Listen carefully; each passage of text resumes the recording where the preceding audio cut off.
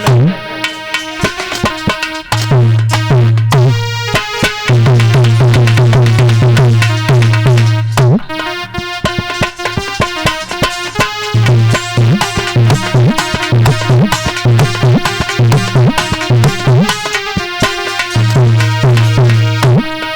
जरा गौर करेंगे भाइयों।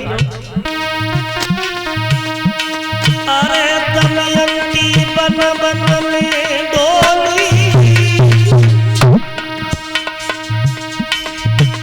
और तेल के घर गई जाए खरी कोलू में पे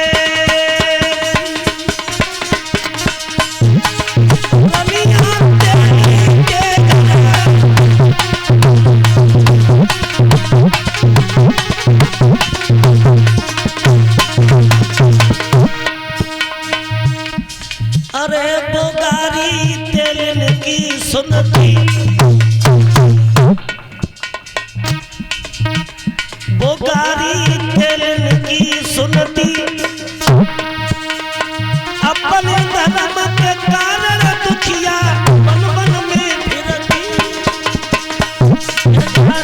तेल की सुनती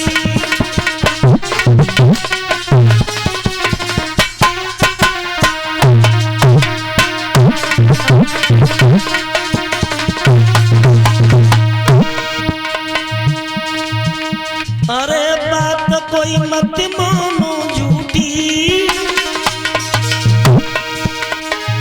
बेहोनी है बलवान हार को निगल गई खूंटी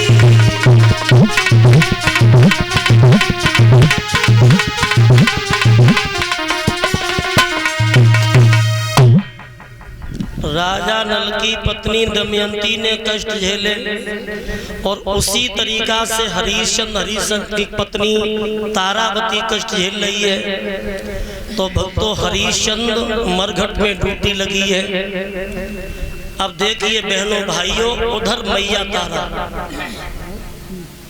ब्राह्मणी के घर में झाड़ू लगाती है, पोछा लगाती है और बेटा बगिया से पूजा के लिए फूल तोड़ के लाता है। तो सनई सनई वक्त जब गुजरता जाता है तो भक्तों एकादशी का समय आ गया और एकादशी का व्रत हमारी बहुत सी माता बहनें रहती हैं, क्योंकि एकादशी के व्रत का बहुत बड़ा महत्व है। तो एकादशी का व्रत पड़ गया तो ब्राह्मणी ने रानी तारा से कहा कि तारा आज एकादशी का व्रत है और बेटा से कहो कि वो बगिया में चला जाए और पूजा के लिए फूल तोड़ के लाए। तो बेटा रोहितास को बुला करके मैया तारा ने छपरिया दी है और छपरिया दे करके कहा कि बेटा आप चले जाओ और बगिया से फूल तोड़ के लाओ। बेटा को उधर छपरिया दी, उधर विश्वामित्र को मालूम पड़ गया कि रोहितास बाग में जा रहा है। तो विश्वामित्र ने कमंडल से जल लिया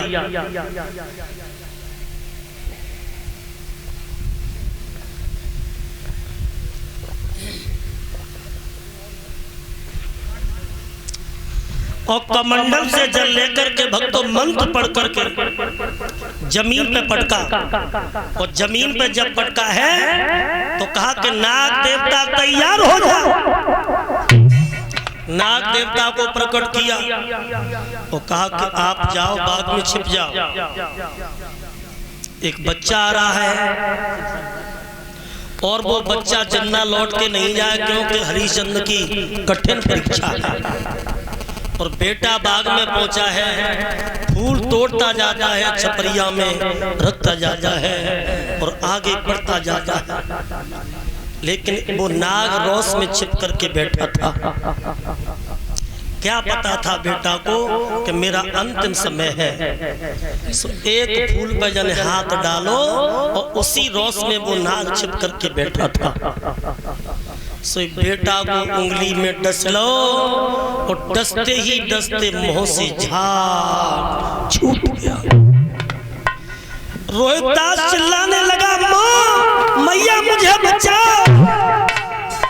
और मैया मैया कह के बेटा ने उसी बाग में गिर जाता है और अपने प्राणों को छोड़ दिया।